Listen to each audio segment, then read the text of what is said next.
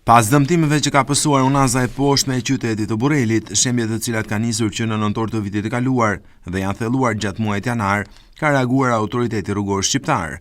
Në një përgjigje zyrtare kthyer përmat televizion, ARSH bën me dije se objekti ende nuk është kolauduar. Kontrata e zbatimit të punimeve me objekt sistemim asfaltim në rrugët e rajonit verior Shkodër, unaza Burrel, ka përfunduar brenda afateve kontraktuale datë 18/10/2025 dhe ende nuk ka përfunduar procesi kolaudimit. Autoriteti rrugor shqiptar ka kryer inspektime pas rrëshqitjeve të ndodhura.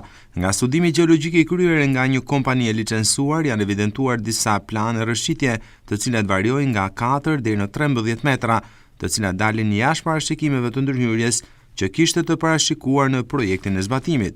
Autoriteti rrugor shqiptar po kryen një ekspertizë të thelluar të situatës së krijuar dhe do të dalë me një zgjidhje tekniko-ekonomike për eliminimin e rrëshqitjeve dhe njëkohësisht garantimin e investimit të kryer, thuhet ndër të tjera në reagimin e ARSH-s. Jo zyrtarisht, mësohet se do të ketë një tjetër investim në këtë unazë për të përforcuar qëndrueshmërinë e saj. Në investimin e ri pritet që të paktën në një gjatësi prej 300 metrash të ndërtohen pilot që do të pengojnë shembjen në vazhdimsi të këtij aksi rrugor.